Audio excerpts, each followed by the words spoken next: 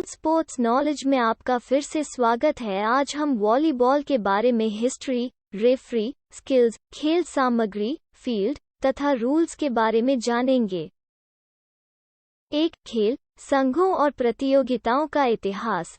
1895 में सर्वप्रथम वॉलीबॉल खेल को वास्तविक रूप में मिंटोनेट कहा जाता था, जिस YMCA के होलियोक मैसाचुसेट्स में खेला गया। 1896 में डॉक्टर एल्फ्रेड टी हॉलस्टीड ने इस खेल का नाम वॉलीबॉल रखा था। वॉलीबॉल खेल के जन्मदाता YMCA के एथलेटिक निर्देशक विलियम जी मारेगन, अमेरिका थे। संघों और प्रतियोगिताओं का इतिहास। 1922 में न्यूयॉर्क में पहली बार YMCA द्वारा वॉलीबॉल प्रतियोगिता का आयोजन किया गया।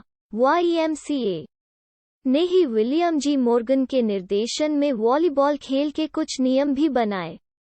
1947 में FIVB भी अंतर्राष्ट्रीय वॉलीबॉल संघ की स्थापना की गई। इसका मुख्यालय स्थापना के दौरान पेरिस में था।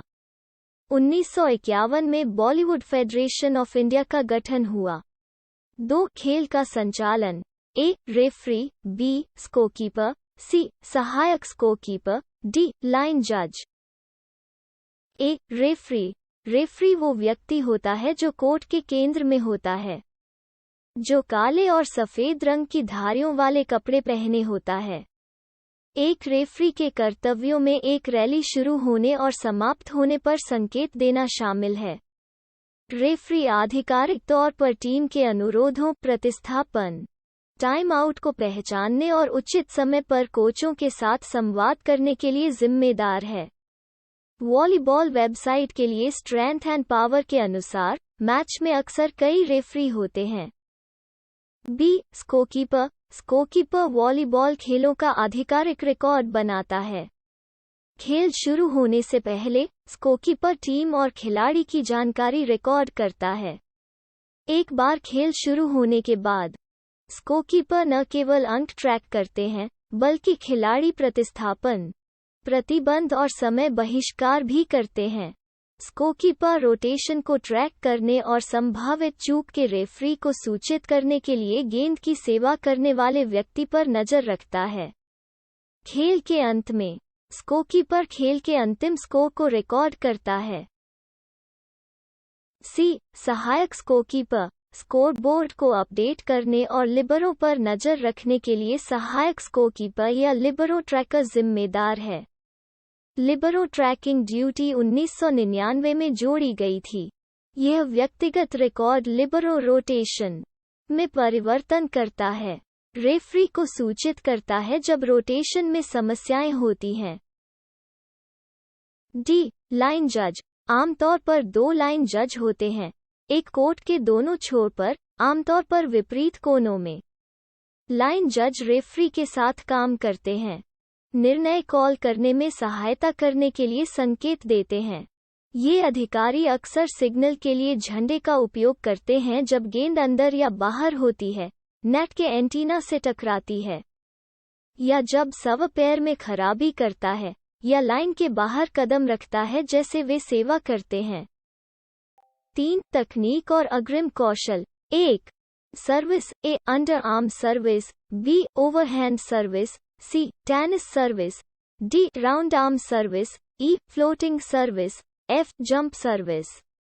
2. Passing, A. Overhand passing, B. Under arm passing, C. Jump and pass, D. Forward drive and pass, E. Side roll कर दोनों हाथों से पास करना, F. साइड रोल कर एक हाथ से पास करना।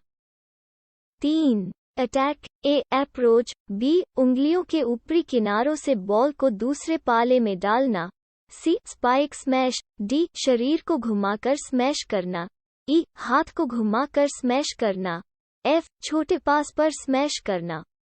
4. Blocking, A. Single block, B. Double block, C. Triple block, D. अचानक से किया गए स्मैश पर डबल ब्लॉक। 5. व्यक्तिगत डिफेंसिव कौशल, A. Digs, B. रोल। 4. उपकरण और उनके विनिर्देश। वॉलीबॉल उन खेलों में आता है जिसमें बहुत ही कम सामग्री की जरूरत होती है। इसमें सेल्फगार्ड के अलावा जर्सी तथा एक बॉल शामिल है। वॉलीबॉल में सेल्फगार्ड में टखने के ब्रेसेस, बांह की आस्तीन, कोहनी पैड, घुटने के पैड आदि आते हैं। जर्सी लिब्रो को छोड़कर सभी खिलाड़ियों की जर्सी तथा नेकर एक ही रंग के होते हैं। उन पर 1-20 तक के नंबर होने चाहिए। नंबरों का आकार छाती पर कम से कम 15 सेंटीमीटर और पीठ पर कम से कम 20 सेंटीमीटर ऊंचे नंबर तथा मोटाई 2 सेंटीमीटर होनी चाहिए। बॉल का वजन 260 से 280 ग्राम और इसकी परिधि 65 से 67 सेंटीमीटर तथा हवा का दाब 3-5 से वातावरण स्तर पर 5। खेल के मैदानों का लेआउट। कोर्ट। वॉलीबॉल कोर्ट को 59-18 मीटर लंबाई में 29.59 मीटर की चौड़ाई के साथ विनियमित किया जाता है। आगे और पीछे की पंक्तियों को विभाजित करने वाली आक्रमण रेखाएं जाल के समानांतर 9-10-3 मीटर चिन्हित हैं। कम से कम 9-10-3 मीटर के फ्री जोन की जरूरत कोर्ट के पूरे हिस्से में 16-5-5 मीटर और पीछे 21-4-6.5 मीटर तक की उदार मंजूरी के साथ होती है। पोल एडजस्टेबल होते हैं जिससे कि लंबाई बढ़ाई व घटाई जा सके। पोल का रंग सफेद होता है। पोल की ऊंचाई 2.55 मीटर होती है तथा इसकी साइड लाइन से दूरी 1 मीटर होती है। पोल से पोल की दूरी 11 मीटर होती है। नेट की ऊंचाई पुरुषों के लिए 2.43 मीटर, महिलाओं के लिए 2.24 मीटर होती है तथा चौड़ाई 1 मीटर होती है। नेट की लंबाई 9.50 से 10 मीटर होती है। नेट के मेश की लंबाई व चौड़ाई 10 सेंटीमीटर होती है। एक नेट में मेश की कुल संख्या 1000 होती है। एंटीना फ्लेक्सिबल रोड का बना होता है जिसकी लंबाई 1.8 मीटर तथा व्यास 1 सेंटीमीटर होता है। एंटीना की रोड 1 मीटर तो नेट में रहती है तथा 80 सेंटीमीटर ऊपर की ओर निकली रहती है। ऊपर निकला हुआ एंटीना का भाग लाल व सफेद 2 रंगों का होता है। 10 सेंटीमीटर लाल तथा 10 सेंटीमीटर सफेद होता है। 6 नियम और उनकी व्याख्या। किसी भी समय फर्श पर केवल 6 खिलाड़ी, 3 आगे की पंक्ति में और 3 पिछली पंक्ति में।